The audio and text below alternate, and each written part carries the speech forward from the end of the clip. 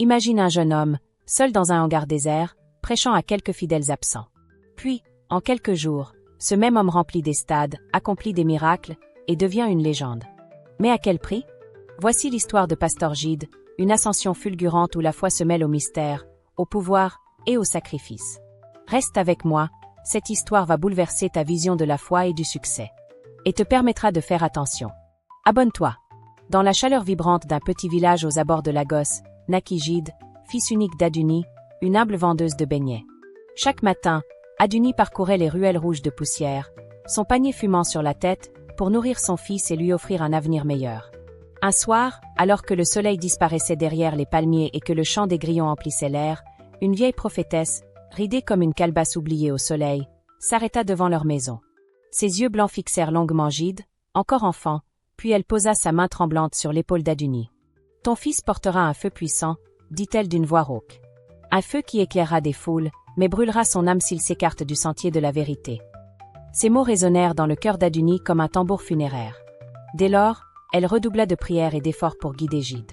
Chaque soir, sous le ciel étoilé, elle lui parlait des vertus de la foi sincère, de l'humilité comme bouclier contre l'orgueil, et de la patience comme chemin vers la sagesse.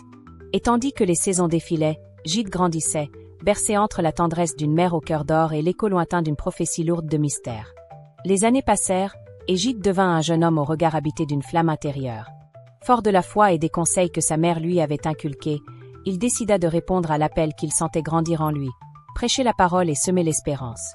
Avec quelques planches de bois, quelques tôles rouillées et beaucoup de courage, il construisit une petite église sous un vieux hangar, à la lisière bruyante de Lagos. Dans cet endroit modeste, où la poussière collait aux pieds nus et où le vent s'invitait sans frapper, il se tenait debout chaque dimanche, la voix pleine d'ardeur et le cœur débordant d'espoir. Mais malgré ses sermons passionnés, les bancs restaient presque vides.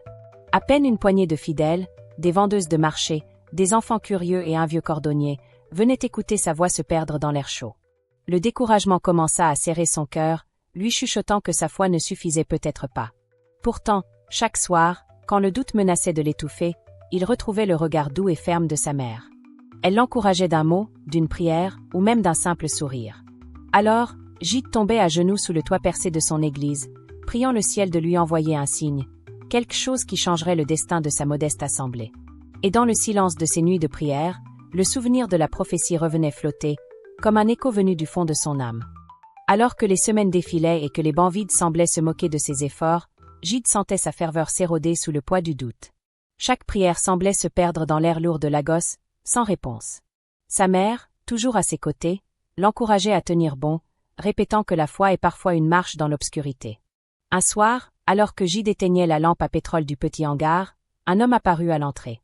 C'était un vieil évangéliste, à l'allure imposante, drapé dans des boubous éclatants, le visage traversé de rides profondes comme des chemins secrets. Sa voix, grave et posée, résonna dans le silence.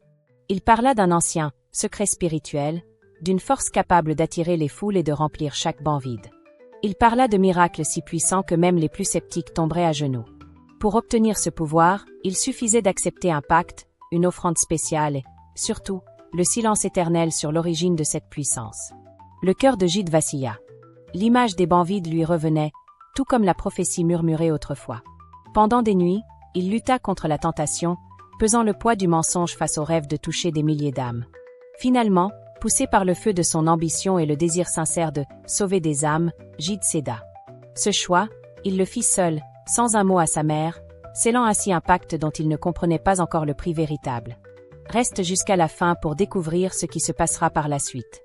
Peu de temps après avoir scellé le pacte, quelque chose changea autour de Gide. Ses mots, autrefois simples et hésitants, devinrent puissants et sûrs. Lorsqu'il posait ses mains sur les malades, des guérisons inexplicables se produisaient. Des hommes et des femmes, que même les médecins avaient abandonnés, se levaient, pleuraient et criaient leur délivrance. Dans ses sermons, il révélait des détails intimes sur la vie de ses fidèles, comme s'il lisait dans leur cœur. La rumeur de ces miracles traversa rapidement les quartiers, puis gagna toute la ville. Ce qui n'était qu'un hangar oublié devint trop petit pour contenir la foule.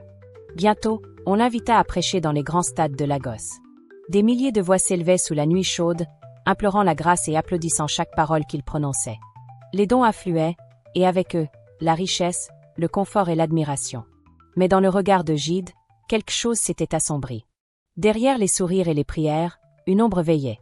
Seul, face à son reflet, il voyait briller ce feu qu'il avait cherché, et il sentait déjà qu'il ne lui appartenait plus tout à fait.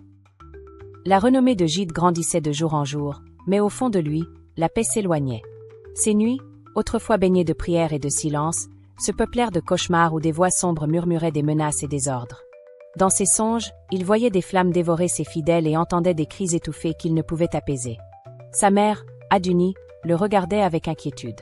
Elle reconnaissait encore le visage de son fils, mais elle voyait aussi ce feu étrange, celui qui ne réchauffe pas, brûler derrière ses yeux.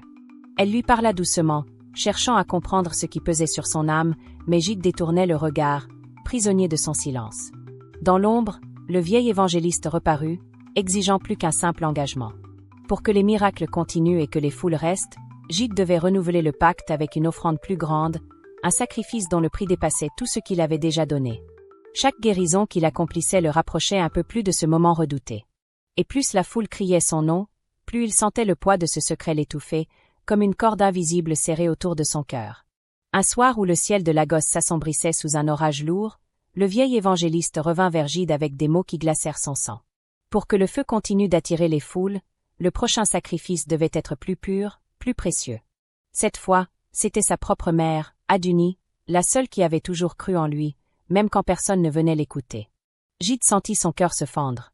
Tout ce qu'il avait bâti, toutes ces foules qui scandaient son nom, ces miracles qui faisaient pleurer la ville, il comprit soudain que tout reposait sur un mensonge, sur une force qui n'était pas celle qu'il avait priée depuis l'enfance. Un soir, Aduni surprit son fils, le regard perdu et le front trempé de sueur, les mains serrées comme pour étouffer un cri. Elle comprit sans qu'il parle. Les larmes aux yeux, elle posa ses mains ridées sur son visage, priant d'une voix tremblante pour que son fils retrouve le chemin de la lumière. Elle le supplia de se rappeler la prophétie, de se rappeler la foi simple qu'elle lui avait enseignée, celle qui console sans blesser, éclaire sans brûler. Dans ses bras, Gide sentit le poids de la gloire qu'il avait cherché et celui, encore plus lourd, du sacrifice qu'on lui réclamait. Ce soir-là, face à la seule personne qu'il avait toujours voulu rendre fière, il comprit qu'aucun miracle ne valait la perte d'une âme aimante. Un dimanche, alors que le stade débordait de fidèles venus chercher un miracle, Gide sentit le poids du mensonge devenir trop lourd à porter. Les voix dans sa tête lui criaient de se taire, le visage de sa mère le suppliait de parler. Le feu brûlait dans sa poitrine, non plus celui du pacte, mais celui d'une vérité trop longtemps retenue. D'une voix brisée, il avoua tout devant la foule. Il parla du pacte, des sacrifices, des nuits sans sommeil hantées par la peur et la honte. Les mots sortirent comme un torrent, lavant ses lèvres du silence imposé. Le vieil évangéliste, présent dans l'ombre, le maudit d'une voix sifflante, jurant qu'il perdrait tout. Mais Gide s'agenouilla, levant les mains vers le ciel.